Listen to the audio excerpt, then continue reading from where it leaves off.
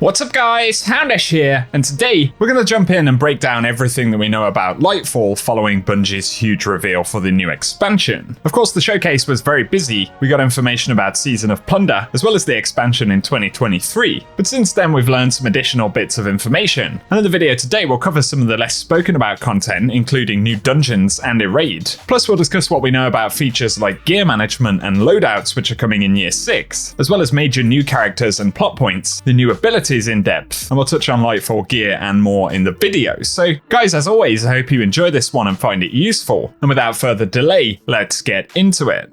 Initially, Bungie described Lightfall as the expansion that kicks off the conclusion to the Light and Dark saga. We'll finally get to face down the foe we've been chasing for so long, and Bungie have revealed that the Witness is coming with its newly powerful disciple, Callus. And so we see the real Callus here, who's bringing with him a dark army of Cabal. This new faction of Cabal will have new abilities and a new visual style. And additionally, the Witness has augmented this new Cabal faction with Tormentors, a pretty terrifying new enemy, which Bungie describe as impossibly huge, unstoppable behemoths who wield ranged scythes, but can also draw you in close and drain your life force. This will certainly be an interesting new champion type enemy. And it's revealed as well that Callus has planted his capital ship over a newly discovered city on Neptune as the Cabal attack. And Bungie say that the Shadow Legion of Cabal provide the characteristic Cabal strength, but they also now have pyramid technology, including a Scorn Tether style suppression mechanic which can take away Guardian abilities. And so enemy gameplay is certainly going to be interesting. And of course, speaking of that new destination, we're headed to Neptune, to the hidden city of Neomuna, where we'll discover what Bungie describe as an alternative version of humanity, which has been blooming since the collapse. Neomuna being the capital city of Neptune, a giant metropolis, which we've been unaware of until now. Obviously, we can expect a lot of stuff to discover on that destination, including the Cloud Striders, a group of heroes essentially who protect the city on Neptune. And this new faction we'll be introduced to can be compared to Guardians, protectors of their civilization. But Bungie say while Guardians are chosen to protect humanity by the Traveler, Cloud Striders have chosen to protect their people, and they are mortals but use technology to augment their strength. And we've learned via the press kit that one of the key Cloud Strider characters, and possibly a world vendor for Lightfall, will be called Nimbus. We only know their name because of that press kit, but being a named character and one that they've highlighted, Nimbus obviously looks to be the key individual we'll be working with in Lightfall. Although instead of being guided by Cloud Striders when it comes to the new Strand darkness power, Bungie have said that when we play through Lightfall,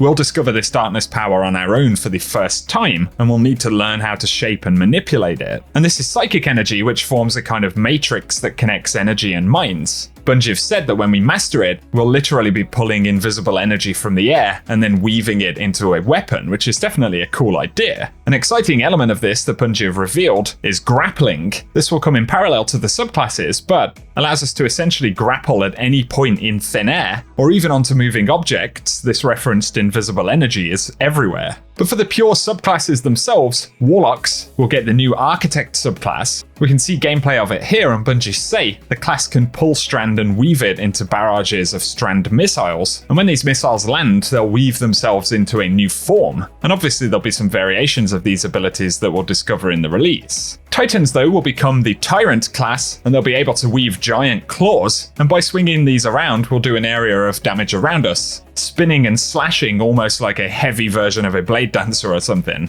But the Hunter will be the Threadrunner class, and by way of various acrobatics and flips, we'll be weaving Strand into a rope dart to swing and hook onto enemies. All of the subclass stuff looks pretty exciting, and we can even see a few interactions there, like players freezing and suspending targets in midair. So much like the other subclasses, this will come with various effects and terms. And the grappling element itself, while it will be interesting across the entirety of the game, it will also be key to traversing Neomuna, and there will be various parts of this destination that are only discoverable by using that grappling, and I'm sure there'll be some areas that are fairly tricky to get to. We get another lovely shot of the destination right here, and the Guardians wearing the destination armor for Lightfall. So this will be the stuff that we pick up by doing activities in the world, and no doubt it will also drop in the new legendary campaign for Lightfall, and Bungie expressed that they really wanted to do this because 2 out of every 3 players in Witch Queen completed the campaign on Legend. So obviously there's a hunger for Bungie to do that again, and they say it will once again come with higher level rewards when completed, and what devs describe as an inside track to raid readiness, so it's totally going to be worth looking into with Lightfall.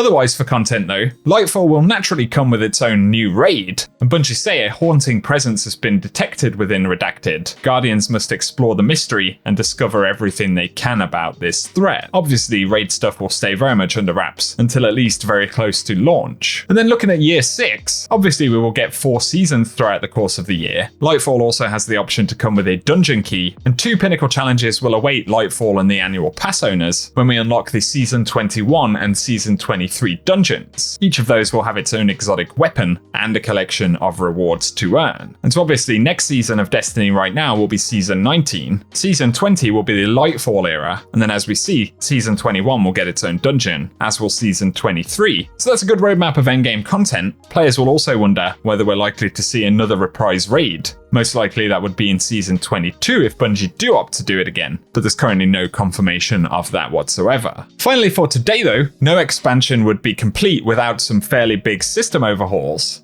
And actually for Lightfall, it looks like we are going to get that in a couple of areas. So initially, there is the loadout screen and mod manager. This is one that a lot of players will be very excited for. And the mod manager essentially is designed to make build construction easier. Bungie described it as an appearance customization type screen. So with it being designed for build crafting instead, we're kind of assuming that we'll be able to apply mods and adjust options on all pieces of gear that we have on our character without having to individually inspect each piece of gear. That'll definitely be a more user-friendly experience, especially when you already know roughly what you want to use on pieces of gear. There is that element of inspecting every piece individually being a bit jarring. So we're going to get that possibility, and then we're also going to get a loadout screen where we'll essentially be able to save builds as loadouts, which store all of our weapons, armor, subclass, mods, and more. We saw 5 different loadout slots in the screen right here, so presumably we'll be able to switch on the fly between at least 5 different setups, which is awesome, and I'd say very much needed as well, as one of the big frustrations with builds and gear is that time required adjusting stuff. It'll certainly be nice to be able to just hit a button and pull up an entire setup more or less instantaneously. But other system changes are more focused on the social aspect of the game. And firstly, Bungie are introducing Guardian ranks, which are 11 universal ranks in the game, designed to help expose players to all of the systems in the game and to target the different types of content. Bungie say for existing players who play a lot of Destiny right now, some of the high Guardian ranks require players to team up and prove their strength and knowledge as a player. So it's possible we'll see things like guiding players through raids and so on. And there'll also be a new commendations feature, which allows us to rate other Guardians essentially. So if you're helping players through the raid, they can choose to vote you as a great leader or a knowledgeable player. There are a bunch of different ratings, and those ratings will help other players identify those who are willing to help them.